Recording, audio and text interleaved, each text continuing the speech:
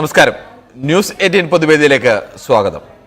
ഇന്നലെ കുവൈറ്റിൽ മരിച്ച മലയാളികളടക്കമുള്ള ഇന്ത്യക്കാർക്കും എല്ലാ മനുഷ്യർക്കും ആദരാഞ്ജലികൾ അർപ്പിച്ചുകൊണ്ടായിരുന്നു നമ്മുടെ ന്യൂസ് 18 പൊതുവേദി അരമണിക്കൂർ പ്രേക്ഷകർക്കായി പ്രതികരണത്തിനായി നൽകിയത്. ഇന്ന് നമ്മൾ മറ്റൊരു വിഷയത്തിലേക്ക് പോവുകയാണ്.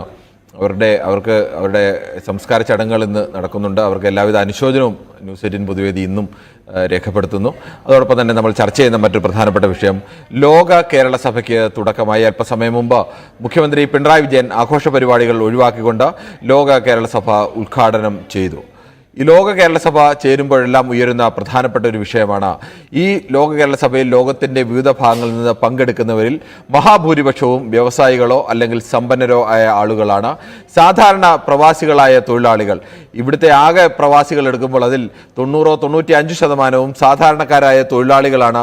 ഏറ്റവും സാധാരണക്കാരായ മനുഷ്യരാണ്. അവർ ജീവിതത്തിൻ്റെ സാമ്പത്തിക പ്രയാസങ്ങൾ, വലിയ സ്വപ്നങ്ങൾ തേടി പോകുന്നവരല്ല. അവർ ജീവിതത്തിൻ്റെ കടുത്ത കടബാധ്യതകൾ കാണും, അല്ലെങ്കിൽ മക്കളുടെ വിദ്യാഭ്യാസ ചെലവ് കാണും, സ്വന്തമായി ഒരു വീട് വെക്കണം എന്നുള്ള ജീവിതത്തിൻ്റെ ഒരു ജീവിതം മുഴുവൻ ഉള്ള ഒരു സ്വപ്നം കാണും, അല്ലെങ്കിൽ സഹോദരിയെ മക്കളെയൊക്കെ വിവാഹം കഴിച്ചയക്കണം, അതിനൊക്കെയുള്ള ചെലവ്, അത്തരം കാര്യങ്ങളൊക്കെ ഏറ്റവും സാധാരണക്കാരായ മനുഷ്യരുടെ എടുത്താൽ പോകാത്ത ചിലവുകൾക്ക് പരിഹാരം തേടി പോകുന്നവരാണ്. ചിലരൊക്കെ അതിൽ വിജയിക്കുകയും മറ്റു ചിലരൊക്കെ കഷ്ടിച്ച് തട്ടിമുട്ടി കടന്നുകൂടുകയും മറ്റു ചിലരൊക്കെ അമ്പെ പരാജയപ്പെട്ടു പോവുകയും ഒക്കെ ചെയ്യാറുണ്ട്. അതിനിടയിലാണ് ഇതുപോലത്തെ ചില ദുരന്തങ്ങൾ കൂടി സംഭവിക്കുന്നത്. ഇങ്ങനെ ലോക കേരള സഭ പോലെയുള്ള സർക്കാരിൻ്റെ മുൻകൈയിൽ ഇത്തരം ഒരു വലിയ സമ്മേളനമൊക്കെ നടക്കുമ്പോൾ അവിടെ പ്രധാനപ്പെട്ട ചർച്ചയാവേണ്ട വിഷയം ഈ സാധാരണക്കാരായ തൊഴിലാളികളുടെ വിഷയമല്ലേ? ആ വിഷയത്തിന് വേണ്ടത്ര പ്രാധാന്യം ലോക കേരള സഭകളിൽ ലഭിക്കുന്നുണ്ടോ? അല്ലെങ്കിൽ അത്തരം ആളുകളുടെ പ്രതിനിധികൾക്ക് ലോക കേരള സഭയിൽ വേണ്ടത്ര പ്രാധാന്യം ലഭിക്കുന്നുണ്ടോ? ഇത്തരം വിഷയങ്ങൾ ആവർത്തിച്ച് എല്ലാ വർഷവും ഉയർന്നു വരാറുണ്ട്. ഈ വർഷവും അത്തരം ചില വിഷയങ്ങളൊക്കെ ഉയർന്നു വന്നിട്ടുണ്ട്. ഇതാണ് ന്യൂസ് 18 പൊതുവേദി ചർച്ച ചെയ്യുന്നത്. പ്രേക്ഷകർക്കും പ്രതികരിക്കാം.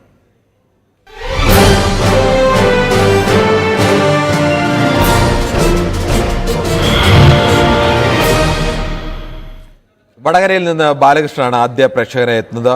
ശ്രീ ബാലകൃഷ്ണൻ, ലോക കേരള സഭ പോലെ ഒരു സമ്മേളനം കേരള സർക്കാർ നടത്തുമ്പോൾ യഥാർത്ഥത്തിൽ ആകെ പ്രവാസികളിൽ 90% വരുന്ന ഏറ്റവും സാധാരണക്കാരായ ഇടത്തരക്കാരായ സാധാരണ മനുഷ്യരുടെ പ്രതിനിധികളെ പങ്കെടുപ്പിച്ചുകൊണ്ട് അവരുടെ പ്രശ്നങ്ങൾക്കല്ലേ മുഖ്യ പരിഗണന നൽകേണ്ടത്?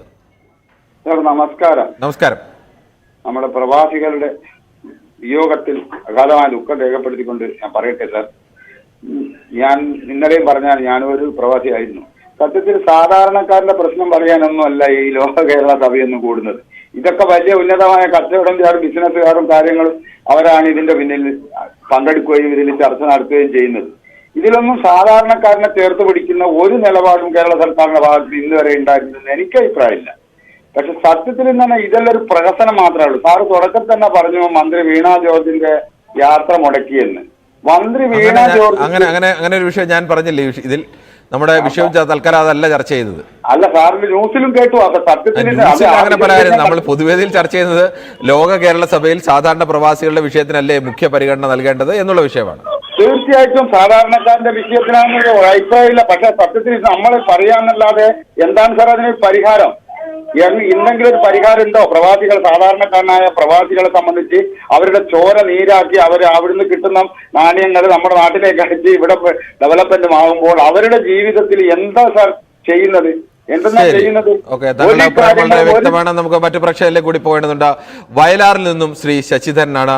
ശ്രീ ശശിധരൻ, ലോക കേരള സഭ പോലെ ഒരു സമ്മേളനം കേരളത്തിന് തന്നെ അഭിമാനമായി മാറേണ്ട ഒരു സമ്മേളനമാണ്. അത്തരം ഒരു സമ്മേളനം നടക്കുമ്പോൾ നിരന്തരം ഉയർന്നു കേൾക്കുന്ന ഒന്നാണ്, ആരാണ് ഇവിടെ പ്രതിനിധികളായി വരുന്നത്, എന്ത് വിഷയമാണ് ഇവിടെ ചർച്ച ചെയ്യുന്നത്? അതെല്ലാം അവിടുത്തെ ഒരു കൂട്ടം വരുന്ന അതിസമ്പന്നരായ ആളുകൾ, അല്ലെങ്കിൽ സമൂഹത്തിന്റെ ഏറ്റവും മേൽത്തട്ടിൽ നിൽക്കുന്ന ആളുകൾ മഹാഭൂരിപക്ഷം പേരും വരുന്നു, അല്ലെങ്കിൽ പേരിന് മാത്രമായ ചില തൊഴിലാളി പ്രതിനിധികൾ മാത്രം വരുന്നു. പക്ഷെ ഇവിടെയൊക്കെ ചർച്ച വേണ്ടത് മഹാഭൂരിപക്ഷം വരുന്ന സാധാരണ പ്രവാസി തൊഴിലാളികളുടെ വിഷയങ്ങളല്ലേ? നമസ്കാരം. നമസ്കാരം. അതെ, ഒരു കാര്യമുണ്ട്. നമ്മളിപ്പോ ഇവിടെ ഭരിക്കുന്നത് സാധാരണക്കാരന്റെയും തൊഴിലാളികളുടെയും വിഷമതകൾ അറിയുകയോ അല്ലെങ്കിൽ അവരുടെ പരിഹാരം കാണാൻ കഴിയുന്ന ഒരു സർക്കാരല്ല എന്നിപ്പോ എന്നെപ്പോലുള്ളവർക്ക് സംശയിക്കേണ്ടിയിരിക്കുന്ന ഒരു സമയമാണ്. കാരണം ഇതിപ്പോ നടത്തിയിട്ട് എന്താ പ്രയോജനം ഉണ്ടായെന്ന് ഇപ്പൊ പല ആവർത്തി ചോദ്യം നടന്നു. ഇതിന്റെ നമുക്ക് കിട്ടിയ ഒരു നേട്ടം, നാടിനെന്ത് നേട്ടം ഉണ്ടായി എന്നൊക്കെ ഇപ്പൊ ഒരുപാട് ആവർത്തി ചോദ്യങ്ങൾ ഇതുവരെ അതിന്റെ ഒരു റിപ്പോർട്ടെങ്കിലും വന്നിട്ടുണ്ടോ? ഇന്ന കാര്യങ്ങൾ നടന്നു ഈ സഭ കൊണ്ട്. ഇതിപ്പോ നടത്തുന്നത് എന്തിനു വേണ്ടിയാണ്? ഇവർക്ക് എന്തിനാണ് ഈ നടത്തിക്കൂടുന്നത്? കോടിക്കണക്കിന് രൂപ മുടക്കിയിട്ട് ഇതാർക്കും മനസ്സിലാവില്ല. സാധാരണക്കാരന് മനസ്സിലാക്കിക്കൂടാ. ആദ്യം പിന്നെ ഈ സർക്കാരിൽ നിന്ന് സാധാരണക്കാരന്റെയും തൊഴിലാളികളുടെയും ഒക്കെ പ്രശ്നങ്ങൾ ചർച്ച ചെയ്യാൻ കേരള സഭയിൽ നിന്നല്ല ഒരു സഭയിലും തയ്യാറാവുമെന്ന് എനിക്ക് തോന്നുന്നു. ഇവരൊക്കെ വേറെ ലോകത്താണ്. ഇത് എത്രയോ വിദേശയാത്രകൾ നടത്തി എത്ര കോടി രൂപ അതിന് വേണ്ടിയിട്ട് ഇപ്പം മുടിച്ചിട്ടുണ്ട്. എന്തെങ്കിലും ഒരു ഗുണം ഉണ്ടായിട്ടുണ്ടെന്ന് ഓരോ ദിവസം ചെല്ലോറും കേരളം സത്യത്തിന് ഇപ്പം വിലയില്ലാതായിക്കൊണ്ടിരിക്കുകയാണ്. എല്ലാ മേഖലയും തകർന്നുകൊണ്ടിരിക്കുകയാണ്. പിന്നെ ഇതൊക്കെ നടത്തിക്കൂട്ടി ഞങ്ങൾ ഏതാണ്ടൊക്കെ കാണിക്കുന്നു എന്ന് വരുത്തി തീർക്കാൻ വേണ്ടി മാത്രം ചെയ്യുന്ന ഒരു കാര്യമായിട്ട്. ശരി, താങ്കളുടെ അഭിപ്രായം വ്യക്തമാണ്. കണ്ണൂരിൽ നിന്നും ശ്രീ ദാസൻ കൂടി ചേരുന്നുണ്ട്.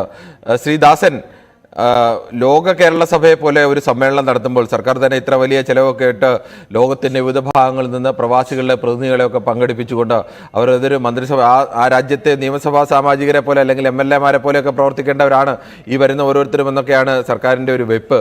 ഇങ്ങനെയൊക്കെ ചർച്ച ചെയ്യുമ്പോൾ അവിടെ ഈ ഒരു സമ്മേളനം നടത്തുമ്പോൾ അതിൽ പ്രധാന ചർച്ചയാവേണ്ടത് യഥാർത്ഥത്തിൽ മഹാഭൂരിപക്ഷം വരുന്ന പ്രവാസി തൊഴിലാളികളുടെ പ്രശ്നങ്ങൾ തന്നെയല്ലേ? തന്നെയാണ് ചർച്ചയാകേണ്ടത്. പക്ഷെ ചർച്ചയാകുന്നില്ലല്ലോ.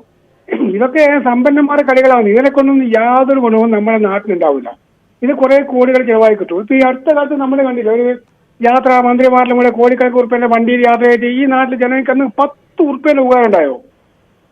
ഇതുപോലുള്ള കുറെ കോപ്രാകൾ കാണിക്കുക നമ്മളെ ഖജനാവിലെ. ഇതിപ്പോ ഇതൊക്കെ കഴിഞ്ഞു വരുമ്പോൾ വലിയ കോടികൾ ഞാൻ നോക്കി. ഇപ്പൊ ഞാൻ എല്ലാ ചാനലും ശ്രദ്ധിച്ചപ്പോ ആ ശവസംസ്കാര ചടങ്ങില് ഈ കേരളത്തിലെ മലയാളത്തിലെ എല്ലാ വാർത്താ ചാനലും അത് കാണിക്കുന്ന സമയത്ത് ആ കൈരളി ചാനൽ മാത്രം കാണിക്കുന്ന ഈ പരിപാടിയാണ്. എന്തൊരു ജനങ്ങളായി ഓരോ ചാനലിലെയും അങ്ങനെ നമ്മൾ ശ്രീ ദാസൻ അങ്ങനെ കുറ്റം പറയരുത്. ഓരോ ചാനലിനെ സംബന്ധിച്ച് നേരത്തെയുള്ള സമയത്തൊക്കെ നമ്മൾ മറ്റൊരു ചാനലിലെ ഓരോരുത്തർക്കും അവരവരുടെ പ്രാധാന്യം കാണും. ഓരോരുത്തരും അവരുടെ താല്പര്യങ്ങൾ അനുസരിച്ച് കാര്യങ്ങൾ ചെയ്യും. ഏറ്റവും പ്രാധാന്യം കൊടുക്കട്ടെ ആ മരിച്ച ശവസം. എനിക്ക് തോന്നുന്നു കേരളത്തിലെ എല്ലാ ചാനലുകളും എല്ലാ പത്രമാധ്യമങ്ങളും അങ്ങനെ രാഷ്ട്രീയ കക്ഷി ഭേദമന്യേ എല്ലാവരും ഈ മരണത്തിന് വളരെ ശരിയായ പ്രാധാന്യം നൽകുകയും അതിന്റെ വേദന ഉൾക്കൊണ്ടുകൊണ്ട് അതിനിടയിൽ മറ്റു ചില വാർത്തകൾ വരുമ്പോൾ ആ വാർത്തകൾ കൂടി സ്വാഭാവികമായും ചാനലിലായാലും പത്രത്തിലൊക്കെ മറ്റു വാർത്തകളും ഉണ്ടല്ലോ, അങ്ങനെയൊക്കെ നൽകേണ്ടി വരും. ഇത് ഇതിനെക്കൊണ്ട് യാതൊരു കാര്യമില്ല കേരൻ ബാബു, ഇതിനെക്കൊണ്ട് ഒരു കാര്യം. ശരി, ഓക്കെ. എന്തായാലും നമുക്ക് ശ്രീ വെള്ളമുണ്ടയിൽ നിന്നും ശ്രീ സൂപ്പി കൂടി ചേരുന്നുണ്ട്. ശ്രീ സൂപ്പി, യഥാർത്ഥത്തിൽ എന്താണ് ഈ ലോക കേരള സഭയിൽ ചർച്ചയാവേണ്ടത്? സൂപ്പിയുടെ ടെലിഫോൺ ലൈനിൽ ചില തടസ്സങ്ങളുണ്ടെന്ന് തോന്നുന്നു. അനിൽകുമാറാണ് വൈപ്പിൽ നിന്നും. ശ്രീ അനിൽകുമാർ, താങ്കൾ ചോദ്യം കേട്ട് കാണുമല്ലോ. ലോക കേരള സഭ പോലെ ലോകത്താകമാനമുള്ള മലയാളികളുടെ പ്രതിനിധികൾ പങ്കെടുക്കുന്ന ഒരു പൊതുസഭയിൽ എന്ത് വിഷയമാണ് ചർച്ച ചെയ്യേണ്ടത്? സാറേ, എനിക്ക് പറയാനുള്ളത് ഈ തൊഴിലാളികളെ ഇതിനകത്ത് പങ്കെടുപ്പിക്കേണ്ട ആവശ്യമില്ല. ശരിക്കും പറഞ്ഞാൽ ഈ വ്യവസായികളാണ് ഇവിടെ ഇതിനകത്ത് പങ്കെടുക്കേണ്ടതും. അവര് ഒന്നെന്തെങ്കിലും ഒരു വ്യവസായം തുടങ്ങിക്കഴിഞ്ഞാൽ തൊഴിലാളികൾക്ക് ജോലി കിട്ടും എന്നുള്ളതാണ് എന്റെ അഭിപ്രായം. ഇത് വ്യവസായം തുടങ്ങാൻ വേണ്ടിയുള്ളതല്ലോ. ലോക കേരള സഭ എന്ന് പറയുമ്പോൾ ലോകത്തിന്റെ വിവിധ ഭാഗങ്ങളിലുള്ള മലയാളികൾ അവരുടെ പ്രശ്നങ്ങൾ അവർക്ക് നാടിന് എന്ത് സംഭാവന ചെയ്യാൻ കഴിയും, അതുപോലെ അവരുടെ പ്രശ്നങ്ങളിൽ എന്ത് നാടിന് സംഭാവന ചെയ്യാൻ കഴിയും, തിരിച്ചു ചെയ്യാൻ കഴിയും, അത്തരം വിഷയങ്ങളൊക്കെ ചർച്ച ചെയ്യുകയും അങ്ങനെ ഒരു കേരളത്തിന്റെ ഒരു സംസ്കാരം എല്ലാ സ്ഥലങ്ങളിലുമുള്ള ഒരു പരസ്പര ഒരു വിനിമയം ഇതെല്ലാം കൂടി ചേരുന്നതല്ലേ? ഏറ്റവും കൂടുതൽ പ്രവാസികൾ എന്ന് പറയുന്നത് സാധാരണ തൊഴിലാളികളല്ലേ? വളരെ ചുരുക്കം പേരല്ലേ ഈ വൻകിട വ്യവസായികൾ എന്നൊക്കെ പറയുന്നത്? അല്ല, അവര് അവിടെയുള്ള അവരിന്ന് തൊഴിലെടുത്ത് സമ്പാദ്യം കൊണ്ട് ഇവിടെ വന്ന് തൊഴിൽ എന്തെങ്കിലും തുടങ്ങണമെങ്കിൽ ഇവിടെയുള്ള സർക്കാർ അവർക്ക് വേണ്ട എന്താന്ന് വെച്ചാൽ ചെയ്തു കൊടുക്കണം.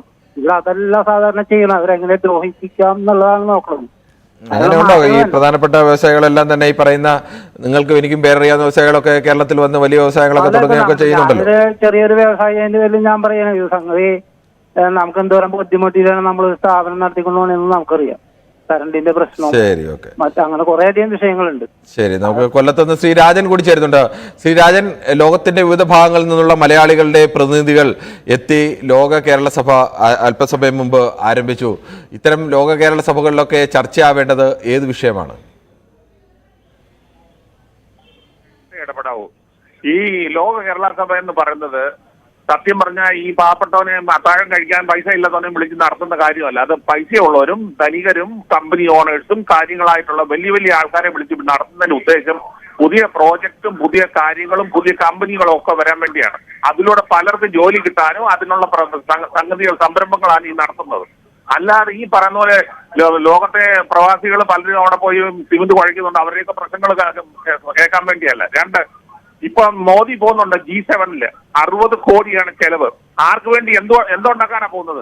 3, പിന്നെ ആദ്യം വിളിച്ച ആള് പറഞ്ഞു എന്താ പാവങ്ങളെ ചേർത്ത് പിടിക്കുന്ന ഗവൺമെന്റ് അല്ല ഇത്, ദാസനൊക്കെ പറയുന്നത് കേട്ടു. ഇപ്പൊ BJP ഗവൺമെന്റ് പിന്നെ കൃഷിക്കാരെ ചേർത്ത് പിടിച്ച് 9 മാസം ഡൽഹിയിലിട്ട് അത് നമ്മൾ കണ്ടു. മണിപ്പൂരിൽ ഇപ്പൊ പാവങ്ങൾ കിടക്കുന്നു, അവരെ ചേർത്ത് ശ്രീ രാജൻ, ഞാൻ എപ്പോഴും താങ്കളോട് പറയാറുണ്ട്, താങ്കൾക്ക് ആ വിഷയത്തിൽ നിന്നുകൊണ്ട് താങ്കൾക്ക് എന്താ അഭിപ്രായം പറയാം. അപ്പോൾ അതുമായി ബന്ധപ്പെട്ട് നമുക്ക് ഏത് വിഷയമായാലും അതിനെ മറ്റൊരു വിഷയമായി കൂട്ടിയോജിപ്പിക്കുന്നതിന് ശ്രീ രാജനെ പോലെ ഒരാളിന് പ്രയാസമൊന്നുമില്ല എന്ന് എനിക്കറിയാം, മറ്റുള്ളവർക്കുമൊക്കെ അറിയാം. പക്ഷെ നമ്മളെപ്പോഴും നമ്മുടെ അറിയാമല്ലോ, നമുക്ക് സ്ഥിരമായി പങ്കെടുക്കുന്ന ആളല്ലേ. അപ്പോൾ പൊതുവേദിയിൽ ഇന്നത്തെ വിഷയം നമ്മൾ കൃത്യമായ ഒരു വിഷയം നൽകുന്നത് അതിൽ ഒതുങ്ങി ഇന്ന് ചർച്ച ചെയ്യാൻ വേണ്ടിയാണ്. സാറേ, അവർ കൂടെ മനസ്സിലാകുന്ന രീതിയിൽ അല്ല, അത് ഞാൻ ശ്രീ രാജന്റെ അറിവിലേക്കായി ലക്ഷ്യം, ഇവരുടെ സൈറ്റിൽ എഴുതിയേക്കുന്ന ലക്ഷ്യം കൂടി വേണമെങ്കിൽ ഒന്ന് വായിക്കാം. കേരള സമൂഹവും സംസ്കാരവും ലോകഭാഗെ വ്യാപിക്കുകയാണ്. ഈ തിരിച്ചറിവാണ് ലോക കേരള സഭ രൂപീകരിക്കുന്നതിനുള്ള പ്രേരണ. ലോകം കേരളത്തിന് നേതൃത്വം കൊടുക്കുക എന്ന കടമ നിർവഹിക്കുകയാണ് സഭ രൂപീകരണത്തോടെ സംസ്ഥാന സർക്കാർ ചെയ്യുന്നത്. കേരളത്തിനകത്തും വിദേശത്തും ഇന്ത്യയിലെയും ഇതര സംസ്ഥാനങ്ങളിലും വസിക്കുന്ന ഇന്ത്യൻ പൗരന്മാരായ കേരളീയരുടെ പൊതുവേദിയാണ് ലോക കേരള സഭ. അല്ലാതെ കേരളത്തിൽ വ്യവസായം കൊണ്ടുവരാൻ വേണ്ടി തുടങ്ങുന്ന ഒരു സംഭവമല്ല. അല്ല, വ്യവസായം മാത്രമല്ല, അതിനുവേണ്ടി അല്ല ചെയ്യുന്നതല്ല ലോക കേരള സഭ എന്നതുകൂടി താങ്കളുടെ അറിവിലേക്കായി പറഞ്ഞതാണ്. ഒരു മിനിറ്റ്, ഞാൻ അത് പൊതുവിൽ പറഞ്ഞതേ ഉള്ളൂ. പിന്നെ ഞാൻ 28ഓളം സംസ്ഥാനങ്ങൾ സഞ്ചരിച്ചതും ജോലി ചെയ്തു സെൻട്രൽ ഗവൺമെന്റില്. എനിക്ക് എല്ലാ സംസ്ഥാനവും അറിയാം. കേരളത്തിലെ കാര്യം പോലെ വേറൊരു സംസ്ഥാനം ഇന്ത്യയിൽ ഇല്ല. ഞാനത് നേരിട്ട് കണ്ടിട്ട് വന്നിട്ട് പറഞ്ഞതാ. ശരി, ഓക്കെ, അതെല്ലാം സമ്മതിച്ചു. നമ്മളിവിടെ ചർച്ച ചെയ്യേണ്ട വിഷയം അതാണോ എന്നുള്ളതായിരുന്നു ചോദ്യം. എന്തായാലും നമുക്ക് മറ്റു പ്രേക്ഷകരിലേക്ക് കൂടി കടക്കേണ്ടതുണ്ട്. രാധാകൃഷ്ണനാണ് ചാത്തന്നൂരിൽ നിന്നും. ശ്രീ രാധാകൃഷ്ണൻ, താങ്കൾക്ക് എന്ത് തോന്നുന്നു, ഇത്തരം ഒരു വേദിയിൽ ചർച്ച ചെയ്യേണ്ടത് മഹാഭൂരിപക്ഷം വരുന്ന സാധാരണ പ്രവാസികളുടെ വിഷയങ്ങൾക്ക് തന്നെയല്ലേ പ്രഥമ പരിഗണന നൽകേണ്ടത്? തീർച്ചയായുമാണ്. അതിന് മുന്നോടിയായിട്ട് ഇന്ന് വെള്ളിയാഴ്ചയാണ്. അക്ഷരാർത്ഥത്തിൽ നമ്മുടെ നാടിന് ദുഃഖ വെള്ളിയാഴ്ച എന്ന് പറയാം. ആ ദുഃഖ വെള്ളിയാഴ്ചയിൽ നമുക്ക് പ്രവാസവും തൊഴിലും ഒക്കെ ആയിട്ട് ബന്ധപ്പെട്ട് വരുന്ന ഒരു വിഷയം തന്നെ ചർച്ചയ്ക്ക് എടുത്തത് ഒരു പക്ഷേ ജീവിതഗന്ധിയായതുകൊണ്ട് ഇന്നത്തെ ദിവസം ഈ വിഷയം എടുത്തതിൽ അതിലൊരു അപ്രായോഗികത നമുക്ക് പറയാൻ കഴിയില്ല. നേരത്തെ തന്നെ താങ്കൾ പറഞ്ഞു കഴിഞ്ഞു, 2 പേര് സംസാരിച്ചപ്പോൾ കൃത്യമായ മറുപടി താങ്കൾ പറഞ്ഞു. എന്താണെന്ന് താങ്കൾ അത് മനസ്സിലാക്കിയിട്ടാണ് അവരോട് വിശദീകരിച്ചത്. അതുപോലെ തന്നെ കേരള സഭ എന്താണെന്ന് പ്രേക്ഷകരായ ഞങ്ങൾക്കും പൊതുസമൂഹത്തിനും എല്ലാം അറിയാം. അതിലൊരു ചെറിയ സമൂഹം മാത്രമാണ് രാഷ്ട്രീയ തിമിരം ബാധിച്ച് അതൊക്കെ വരുമ്പോഴേ ഏറ്റവും ഒടുവിൽ പിണറായിയിൽ വന്ന് നിൽക്കുന്ന തരത്തിലേക്ക് ചർച്ച കൊണ്ടുപോകുന്നത്. അത് പോട്ടെ, ലോക കേരള സഭയെക്കുറിച്ച് കൂടുതൽ അറിയുവാനും താങ്കളത് മനസ്സിലാക്കിയ അടിസ്ഥാനത്തിലാണ് കൂടുതൽ സാധാരണക്കാരെ അറിയിക്കാനായിട്ട് വിശദമായ ഒരു ചർച്ച നിങ്ങളുടെ ഈ പരിപാടിയിൽ അവലോകനമായിട്ട് സാധാരണക്കാരന് മനസ്സിലാക്കുന്ന രീതിയിൽ വരണം. മറ്റൊരർത്ഥത്തിൽ പറയട്ടെ, ലോക കേരള സഭ നേരത്തെ പറഞ്ഞു സാധാരണക്കാരന്റെ വിഷയം മനസ്സിലാക്കാനുള്ളത് തന്നെയാണ്. അതോടൊപ്പം തന്നെ സംരംഭം തുടങ്ങുവാൻ ആർക്കാണോ അതിന്റെ സംവിധാനമുള്ളത് അവരെ കൂടി ക്ഷണിച്ച് കൊണ്ടുവന്ന് നമ്മുടെ രാജ്യത്ത് നമ്മുടെ നാട്ടിൽ തൊഴിൽ ഉണ്ടാക്കുന്നതിന് വേണ്ടിയിട്ടാണ് ഈ ഗവൺമെന്റ് അതിന് ഇത് കൊണ്ടുവന്നിട്ടുള്ളത്. അതിനെ മനസ്സിലാക്കാതെ പലരും ഈ തരത്തിലുള്ള വിഷയം പറയും. ഞാനൊന്ന് പറയട്ടെ, നരേന്ദ്രമോദി അക്ഷരാർത്ഥത്തിൽ മറ്റൊരർത്ഥത്തിൽ പറഞ്ഞാൽ മേക്കിംഗ് ഇന്ത്യ എന്ന് പറഞ്ഞല്ലോ. മേക്കിംഗ് എല്ലാം ഇന്ത്യയിൽ തന്നെ ഉണ്ടാക്കണം. അത് പറഞ്ഞപ്പോൾ ആരും അതിനെക്കുറിച്ച് നെഗറ്റീവായി ഒന്നും പറഞ്ഞില്ല.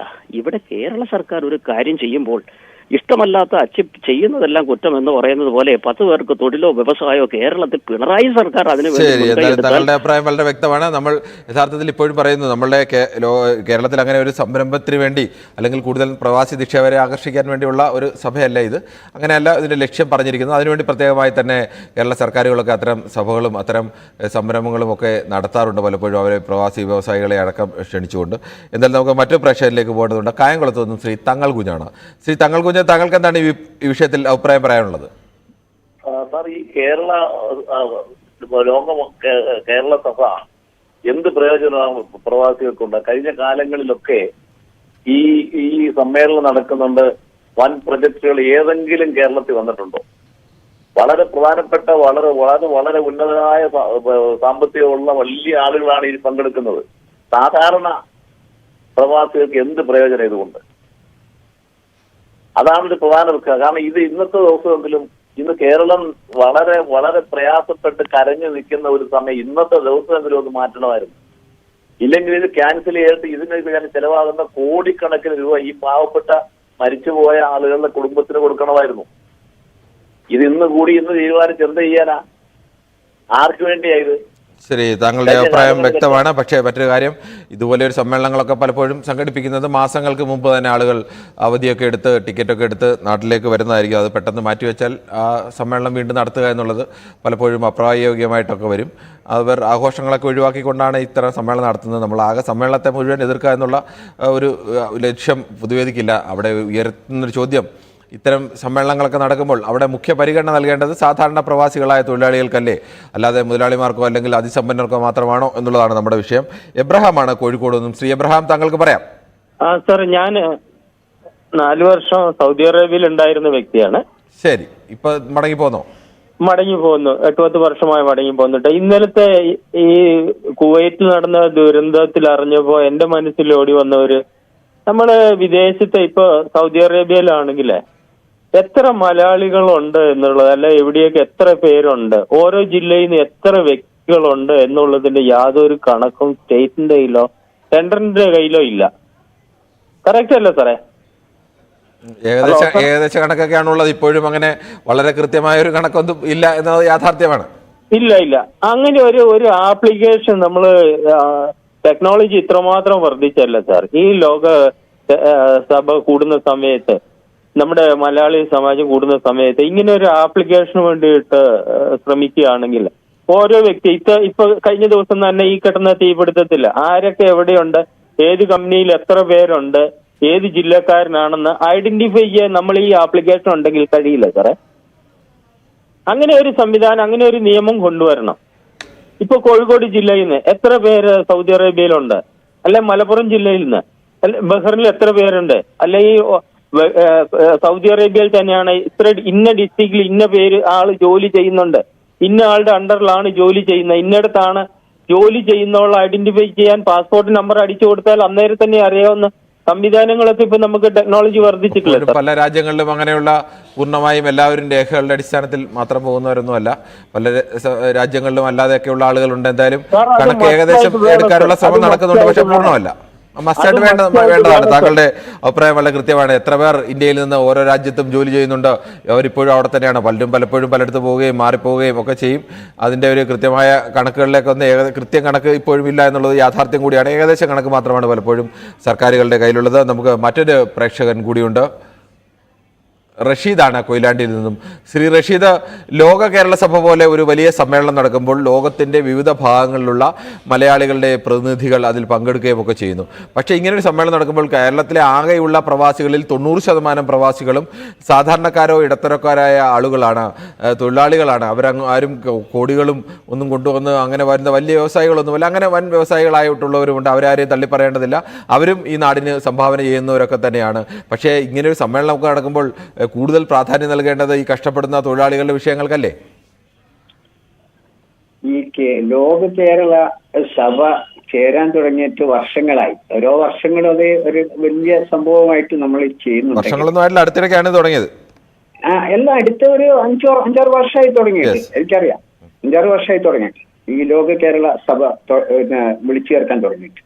അതാത് വിവിധ രാജ്യങ്ങളിലെ വിവിധ തട്ടുകളിൽ സാമൂഹ്യ സാംസ്കാരിക രംഗത്തും സാമ്പത്തിക രംഗത്തുമെല്ലാം ഉത്തരവാദപ്പെട്ട പ്രഗത്ഭ വ്യക്തിത്വങ്ങളാണ് പങ്കെടുക്കുന്നത്. പക്ഷേ നാളെ ഇതുവരെ അതിനുള്ള ഒരു ഗുണം, ഒരു പ്രയോജനം ഉണ്ടായിട്ടില്ല എന്നത് ആർക്കും നിഷേധിക്കാൻ കഴിയാത്ത ഒരു യാഥാർത്ഥ്യമാണ്. കാരണം എന്താ വെച്ചാൽ ഇവിടെ ഒരുപാട് ചർച്ചകൾ ഉരുത്തിരിഞ്ഞു വരും. പക്ഷെ അതൊരു ഏകോപിച്ചുകൊണ്ട് മുന്നോട്ട് നീങ്ങി അടുത്ത വർഷം ഇന്നതൊക്കെ ചെയ്യണം, ഇന്നതൊക്കെ വേണം എന്ന രീതിയിലേക്ക് ഒരു രീതിയിലേക്ക് ചർച്ച വന്നു എന്നല്ലാതെ ഒരു സാഹചര്യത്തിലും ഒരു സംഗതി ഇതുവരെ നടന്നിട്ടില്ല. ഇത് കുറെ ആളുകൾ വരും, അവരെ സൽക്കരിക്കും, അവർക്കൊരു ചായ കൊടുക്കും, അവർക്കൊരു നല്ല വിരുന്ന് കൊടുക്കും, അവർ തിരിച്ചു പോകും. അതിൽ കവിഞ്ഞ് വിദേശ രാജ്യങ്ങളിൽ ജോലി ചെയ്യുന്ന പാവപ്പെട്ട നിർധനരായ വളരെ പ്രയാസപ്പെടുന്ന ഇപ്പോ നമ്മളൊരു സംഭവം കണ്ടുകൊണ്ടിരിക്കുന്നില്ലേ, ഇതിനൊക്കെ എന്തൊക്കെ പരിഹാരം അന്ന് അവർ കണ്ടിരുന്നെങ്കിൽ ഈ രീതിയിലൊന്നും ആയിരിക്കില്ലല്ലോ വരാൻ. അപ്പൊ അതൊന്നും അല്ല ഇവരെ ഈ വിഷയം. ഇവർക്ക് വർഷത്തിൽ ഒരിക്കൽ സമ്മേളിക്കണം, കുറെ കാര്യങ്ങൾ ചർച്ച ചെയ്യണം, പിന്നീട് അത് ഫോളോ അപ്പ് ചെയ്യാതെ വീണ്ടും വർഷം ചേരും. ഈ ഒരു കാര്യമല്ല, ഒരു കാര്യം ഇന്നേ വരെ ലോക കേരള സഭ ഇന്നത് ചെയ്തു എന്ന് പറയാൻ അങ്ങനെ പൂർണ്ണമായും നമ്മൾ ലോക കേരള സഭയെ ഒന്നും ചെയ്തിട്ടില്ല, അതിലൂടെയും നടന്നില്ല എന്നുള്ളതല്ല നമ്മൾ പറയുന്നത്. അങ്ങനെ നമുക്ക് അഭിപ്രായവുമില്ല. പക്ഷേ ലോക കേരള സഭയിൽ ഇപ്പോൾ നടക്കുന്ന ഫോക്കസ് എന്ന് പറയുന്നത് സാധാരണക്കാരായ തൊഴിലാളികളുടെ, പ്രവാസികളുടെ വിഷയങ്ങൾക്കല്ലേ ഒന്നാമത് ഫോക്കസ് കൊടുക്കേണ്ടത് എന്നുള്ളതാണ് നമ്മുടെ വിഷയം. അല്ലാതെ ലോക കേരള സഭ കൊണ്ടൊന്നും നടന്നില്ലെന്നോ അല്ലെങ്കിൽ ലോക കേരള സഭ അമ്പേ പരാജയമാണെന്നോ അല്ല. പക്ഷേ ലോക കേരള സഭയിൽ വേണ്ട പ്രാധാന്യം മഹാഭൂരിപക്ഷം വരുന്ന സാധാരണക്കാർക്ക് ലഭിക്കുന്നില്ല. അവിടെ കൂടുതൽ പ്രാധാന്യം ലഭിക്കുന്നത് ചർച്ച ചെയ്യപ്പെടുന്നതൊക്കെയും അതിസമ്പന്നരായ ആളുകൾക്ക് അല്ലെങ്കിൽ സമൂഹത്തിൽ സ്വാധീനമുള്ള ആളുകളുടെയൊക്കെ ശബ്ദത്തിനാണ് കൂടുതൽ പ്രാമുഖ്യം ലഭിക്കുന്നത്. ഈ വിഷയമാണ്. നമുക്ക് മറ്റൊരു പ്രേക്ഷകൻ കൂടിയുണ്ട്. കണ്ണനാണ് ആലപ്പുഴയിൽ നിന്നും. ശ്രീ കണ്ണൻ, താങ്കൾക്ക് പറയാം. നമസ്കാരം സാറേ. നമസ്കാരം സാറേ, ഈ ലോക കേരള സഭ കൊണ്ട് ആർക്കെങ്കിലും എന്തെങ്കിലും ഒരു പ്രയോജനം ഇതുവരെ കിട്ടിയിട്ടുണ്ടോ താങ്കളുടെ അറിവിൽ? താങ്കൾ പറഞ്ഞോളൂ. ലോക കേരള സഭ കൊണ്ടുണ്ടായ നേട്ടങ്ങളെ കുറിച്ചും കോട്ടങ്ങളെ കുറിച്ചും ഒക്കെ പലപ്പോഴും നിയമസഭയിൽ ചർച്ചയാവുകയും സർക്കാർ തന്നെ അത് അച്ചടിച്ചെടുക്കുകയും ഇത്രയും വലിയ ജനങ്ങളെ കണ്ണീരിലാഴ്ത്തിയ ദിവസം തന്നെ തെരഞ്ഞെടുക്കേണ്ട കാര്യമുണ്ടോ എന്നറിയാനാണ് ഈ വിളിച്ചത്. അല്ല, അത് സ്വാഭാവികമായ അക്കാര്യത്തിൽ നമുക്ക് മറിച്ചൊരു അഭിപ്രായം. ഇതൊക്കെ ലോകത്തിന്റെ വിവിധ കോണുകളിൽ നിന്ന് വരുന്ന ആളുകളാണ്. ആ ആളുകളൊക്കെ എത്രയോ മാസങ്ങൾക്ക് മുമ്പ് ടിക്കറ്റ് എടുത്തതാവും, അവരവരുടെ ചിലവിൽ വരുന്നതാണ്. ആ ടിക്കറ്റൊക്കെ എടുത്ത് വരുന്ന ആളുകൾക്ക് പെട്ടെന്ന് അത് ഡേറ്റ് മാറ്റണമെന്നൊക്കെ പറഞ്ഞാൽ സ്വാഭാവികമായും അത് പ്രയാസമാവും. ഈ വർഷത്തെ ഉപേക്ഷിക്കുക എന്നുള്ളതല്ലാതെ മറ്റൊരു വഴിയില്ല. അപ്പോൾ ഒരുപാട് പേരുടെ പണമൊക്കെ നഷ്ടപ്പെടുന്ന അവസ്ഥയുണ്ടാവും, അവരുടെ സമയം നഷ്ടപ്പെടുന്ന അവസ്ഥയുണ്ടാവും, അവരുടെ അവധി നഷ്ടപ്പെടുന്ന അവസ്ഥയുണ്ടാവും. അങ്ങനെ ചില ഘട്ടത്തിലൊക്കെ നമുക്ക് അത്തരം തീരുമാനങ്ങൾ നടപ്പാക്കേണ്ടി വരും.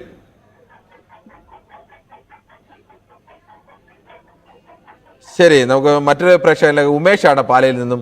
ശ്രീ ഉമേഷ്, ഈ ലോക കേരള സഭ പോലുള്ള സമ്മേളനങ്ങളിൽ മുഖ്യ പരിഗണന നൽകേണ്ടത് സാധാരണ പ്രവാസികളായ തൊഴിലാളികൾക്ക്, സാധാരണക്കാർ അവരുടെ പ്രശ്നങ്ങൾക്കല്ലേ? സാറേ, സാധാരണക്കാരുടെ എന്തെങ്കിലും പ്രശ്നങ്ങൾ ഈ സർക്കാർ കൈകാര്യം ചെയ്യുന്നുണ്ടോ ഈ 5 വർഷമായിട്ട്, ഈ 3 വർഷമായിട്ട്? അതിന് മുമ്പുണ്ടായിരുന്നു, ആദ്യത്തെ ഭരണത്തിലുണ്ടായിരുന്നു. ഈ 3 വർഷമായിട്ട് എന്തെങ്കിലും പ്രശ്നപ്പെട്ട കാര്യം സാധാരണക്കാരുടെ പ്രശ്നങ്ങൾ ഈ സർക്കാർ കൈകടത്തുന്നുണ്ടോ? ഒന്നുമില്ല. ഇത് ചുമ്മാ എന്നു വെച്ചാൽ ഇതിപ്പോ ഒരു നവകേരള യാത്ര നടത്തേണ്ട അനുഭവം കിട്ടിയിട്ടിരിക്കുക. അടുത്തൊരു കേരള ഇതിപ്പോ സാറ് കണ്ട ഇതൊരു 3-4 മാസം കഴിയുമ്പോൾ ഇതിന്റെ പേരിൽ ഒരു കണക്ക് വരും. ഒരു 50 കോടി അല്ലെ 1 കോടി, അത് 50 ലക്ഷം ചെലവായത്. ഇപ്പൊ മുഴുവന്തി അടിച്ച് ബിരിയാണി അടിച്ച് കൂട്ടും നിന്ന് പരിപാടി ചെയ്യാൻ വേണ്ടിയുള്ള. പ്രദീപാണ് ചേരുന്നത്. ശ്രീ പ്രദീപ്, താങ്കൾക്ക് എന്താണ് ഈ വിഷയത്തിൽ പറയാനുള്ളത്? നമസ്കാരം. നമസ്കാരം. ഒരു പ്രവാസി എന്ന നിലയിൽ ഇന്ന് ഉണ്ടായ ദാരുണമായ ഇന്നലെ സംഭവിച്ചതിനെ ഹൃദയം വേദനിക്കുന്ന ഒരു സംഭവമാണ്. കാരണം എല്ലാ മനുഷ്യരും സാധാരണ വിദേശി പുറത്തൊക്കെ വർക്ക് ചെയ്യുന്ന അല്ലെങ്കിൽ എല്ലാവർക്കും പൊതുവെ എല്ലാവർക്കും വേദന തോന്നുന്ന ഒരു സംഭവമാണ്. അപ്പൊ ഇത്രയും പേര്, എനിക്കിത്ര 41 പേരെന്തോ ആണ്. ഇതൊരു വലിയ ഒരു ദുഃഖം അലയടിച്ച് നിൽക്കുന്ന ഈ ഒരു സാഹചര്യത്തിൽ എനിക്ക് തോന്നണില്ല മാനുഷിക പരിഗണന അനുസരിച്ച് ഏതെങ്കിലും വ്യക്തികൾ സാധാരണ പോയി ഒരു അടുത്തൊരു ആഘോഷപരമായിട്ടുള്ള ഒരു ഫംഗ്ഷൻ ഇതേപോലെ ആർക്കും വേണ്ടാത്ത പ്രവാസി എന്തോ ഒരു സംഗമം എന്ന് പറഞ്ഞുകൊണ്ടൊരു കാര്യം. താങ്കളടുത്ത് ഞാനൊരു കാര്യം പറയാം. ഞാൻ ഇതിനു വേണ്ടി താങ്കളുടെ മുമ്പ് തർക്കിച്ചിട്ടുള്ളതാണ്. ഈ പിണറായി വിജയൻ എന്ന് പറഞ്ഞ ഈ മഹാവ്യക്തി ഒരു കോട്ടൺ സൂട്ട് ഇട്ട് ന്യൂയോർക്കിലെ ടൈം സ്ക്വയറിൽ വന്ന് കോമാളി രൂപത്തിൽ അവിടെ വന്നിരുന്നു. അത് വേറൊന്നും കൊണ്ടല്ല, അതൊരു പെർഫോമിംഗ് പ്ലേസ് ആണ്. അവിടെ ആരും ഇങ്ങനെ കോട്ടൺ സൂട്ട് ഇട്ടൊന്നും സാധാരണ വന്നിരിക്കാറില്ല. ഒരു പെർഫോമിംഗ് പ്ലേസ് ആണ് ടൈം സ്ക്വയർ. ഞാനുള്ള സമയമാണ് അവിടെ നിന്ന് അതിന്റെ അടുത്ത ദിവസത്തെ നിങ്ങളുടെ പ്രോഗ്രാമിന് ഞാൻ വിളിച്ച് സംസാരിച്ചതാ. എന്തായാലും അവിടെ നിന്ന് ഞാൻ ഇപ്പോഴും താങ്കളോട് വിയോജിപ്പ് രേഖപ്പെടുത്തുകയാണ്. ഒരു സംസ്ഥാനത്തിന്റെ മുഖ്യമന്ത്രി അല്ലെങ്കിൽ പ്രധാനമന്ത്രി അല്ലെങ്കിൽ പ്രധാനപ്പെട്ട ജനങ്ങൾ തിരഞ്ഞെടുത്തൊരു വ്യക്തിയാണ്. അവരെ ജനങ്ങളാണ് തിരഞ്ഞെടുത്ത ആ സ്ഥാനത്തേക്ക്. അവരെ അല്ലാതെ ഏതെങ്കിലും സ്വന്തം നിലയിൽ ആ സ്ഥാനത്ത് കയറിയിരുന്നതല്ല. അങ്ങനെയുള്ള ആളുകളെ കുറിച്ച് വിമർശനങ്ങൾ പറയുമ്പോൾ അവരുടെ വ്യക്തിപരമായ വിഷയങ്ങളിൽ അത്തരം അവരെ കോമാളി എന്നൊക്കെ പറയുന്നത് ശരിയല്ല. അത് ഒരു മാന്യമായ വിമർശനമല്ല. പിണറായി വിജയന്റെ പ്രവൃത്തിയിൽ അല്ലെങ്കിൽ അദ്ദേഹത്തിന്റെ തീരുമാനങ്ങളൊക്കെ നിങ്ങൾക്ക് എന്ത് വിമർശനം വേണമെങ്കിലും പറയാം. പക്ഷേ ഈ തരത്തിൽ വിമർശനം പറയുന്നത് ഒരു നിലവാരം കുറഞ്ഞ വിമർശനമാണ്. അത് താങ്കൾ ഒഴിവാക്കണം. അല്ലാതെ അദ്ദേഹത്തിനെതിരെ എത്ര ശക്തമായ വാക്കുകളിലും അദ്ദേഹത്തിന്റെ തീരുമാനത്തിനെതിരെയോ ഒക്കെ താങ്കൾക്ക് വിമർശനം പറയുകയും ചെയ്യാം. അങ്ങനെ ഒരു പദം ഉപയോഗിച്ചത്, കോമാളി എന്നൊരു വാക്ക് ഉപയോഗിച്ചത് മോശമെങ്കിൽ ക്ഷമിക്കുക. എന്തായാലും ഞാൻ പറഞ്ഞത് അതൊരു പെർഫോമിംഗ് പ്ലേസ് ആണ്. ആരും അവിടെ കോട്ട സൂട്ട് ഇട്ട് നോർമലി പെർഫോം ചെയ്യാറില്ല. So only okay. എന്തായാലും ഞാൻ പറയാൻ ഉദ്ദേശിച്ചത് എത്രയോ അധികം പേര് അവിടെ, അതായത് അവിടെ ഇദ്ദേഹം വന്നത് എന്തെങ്കിലും ചോദിച്ചു കഴിഞ്ഞാൽ ഒരു മന്ത്രി പടയോടെ തന്നെ വന്ന് ലേമഡിയോ ഹോട്ടലിലും വന്ന് സ്റ്റേ ചെയ്ത് ഇഷ്ടംപോലെ ക്യാഷ് അവിടെ സ്പെൻഡ് ചെയ്തു. എല്ലാവരെയും ഇൻവൈറ്റ് ചെയ്തു എന്ന് പറയുന്നു. ഞാൻ ചോദിക്കുന്ന അമേരിക്കയിൽ നിന്ന് എന്ത് പ്രോജക്റ്റാണ് ഈ കേരളത്തിൽ കൊണ്ടുവന്നത് ഒന്ന് പറയാൻ പറ്റുമോ? നേരത്തെ വിളിച്ച വാദോരാതെ സംസാരിച്ച ഒരുപാട് ആൾക്കാരുണ്ട്. സ്വയം ഒന്ന് വിലയിരുത്തി നോക്കണം. എന്ത് പ്രോജക്റ്റാണ് കേരളത്തിന് ഗുണകരമായി ഇവർ ചെയ്തത്? എന്റെ അറിവിലില്ല. ഇനിയും ഇപ്പൊ അടുത്തെന്താ വിളിച്ചിവിടെ കൂട്ടി ഈ കുറെ ആൾക്കാർക്ക് ഭക്ഷണവും കൊടുത്തു അവരെ സന്തോഷമായി പറഞ്ഞു വിട്ടുകഴിഞ്ഞാൽ ഒരുപക്ഷെ ഇൻഡയറക്ട്ലി ഇവർക്ക് മാസപ്പടി വാങ്ങാനുള്ള ഏതെങ്കിലും സെറ്റപ്പ് നടക്കും എന്നല്ലാതെ ഒരു ഗുണവും അതുകൊണ്ടുണ്ടാകാൻ പോകുന്നില്ല. താങ്കൾക്ക് ആവശ്യത്തിന് സമയം ലഭ്യമായി എന്ന് കരുതുന്നു. എന്തായാലും ഈ വിഷയത്തിൽ സാധാരണക്കാരായ പ്രവാസികളുടെ ശബ്ദത്തിന് പ്രാധാന്യം നൽകണം, അതിനു തന്നെയാണ് പ്രാധാന്യം നൽകേണ്ടതെന്നാണ് ന്യൂസ് 18 പൊതുവേദിയിൽ പ്രതികരിച്ച മഹാഭൂരിപക്ഷം പേരും പറഞ്ഞത്. അത്തരത്തിലുള്ള അഭിപ്രായങ്ങൾ തന്നെയായിരുന്നു മേൽക്കൈ ഉണ്ടായിരുന്നത്. വളരെ അപൂർവമായിട്ടാണ് ഇങ്ങനെ ഒരു വിഷയം ചർച്ചയ്ക്ക് വരുമ്പോൾ ഒരു വിഷയത്തിൽ ഒരഭിപ്രായത്തിൽ തന്നെ ഭൂരിപക്ഷം പ്രേക്ഷകരും പ്രതികരിക്കുന്നത്. അത്തരമൊരു ദിവസം കൂടിയായിരുന്നു. ഈ വിഷയത്തിൻ്റെ പ്രാധാന്യം കൊണ്ടുകൂടിയാവാം ആ തരത്തിൽ പ്രതികരണം ഉണ്ടായത്. എന്തായാലും കേരളത്തിൻ്റെ പൊതുചിന്ത ആ തരത്തിൽ വരുന്നു എന്നുള്ളത് അഭിമാനാർഹം തന്നെയാണ്. നാളെയും ഇതേ സമയം ന്യൂസ് 18 പൊതുവേദി മറ്റൊരു വിഷയവുമായി.